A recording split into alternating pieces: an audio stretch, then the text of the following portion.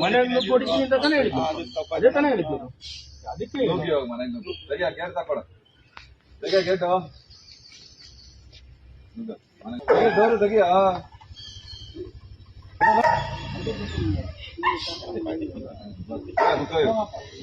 ಮನೆಯನ್ನು ಕೊಡ್ತೀನಿ ಹೋಗು, ನೀನ್ ತಾಕತ್ತಿದ್ ಹೋಗಿ ನೋಡು. ನಾವು ಅವ್ರನ್ನ ದೇವ್ರಂತ ನೋಡ್ತೀವಿ ಅಲ್ವಾ? ನಿಮ್ಮವ್ರನ್ನ ನೀ ದೇವ್ರಂತ ನೋಡ್ಕೊಂಬ, ನಮ್ಮವ್ರನ್ನ ನಾವು ದೇವ್ರ. ನಮ್ ದೇವ್ರಿಗೆ ನೀನ್ ಗರ್ಭಗುಡಿಗೆ ನುಗ್ತೀನಿ ಅಂದ್ರೆ ನಾವ್ ಯಾಕಿರ್ಬೇಕು? ನುಗ್ಗು, ನೀನ್ ತಾಕತ್ತಿದ್ರೆ ನುಗ್ಗಿ ಹೋಗು, ನುಗ್ಗು, ನೀನ್ ತಾಕತ್ತಿದ್ರೆ ನುಗ್ಗು. ಈಗ ಮಾತು ನಾಲ್ಗೆ ಅಲ್ವಾ? ಯಾರ್ಯಾರು ತುಂಬ ಕೊಟ್ಟವ್ರೆ, ಅವ್ನ ಯಾರು ಕಿವಿಲ ಇದ್ದಾನಲ್ಲ ಅವನ್ಗೂ ಕೂಡ ಇದೆ ಮಗ, ಅವನು ಬಿಡಲ್ಲ ನಾವು, ಹೇಳ್ತಾ ಇದೀವಿ.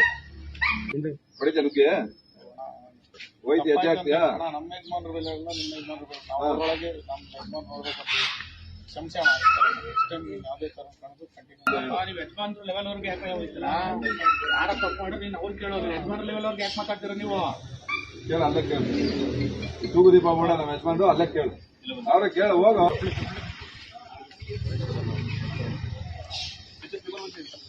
ಕೇಳು, ನುಗ್ತೀಯನ?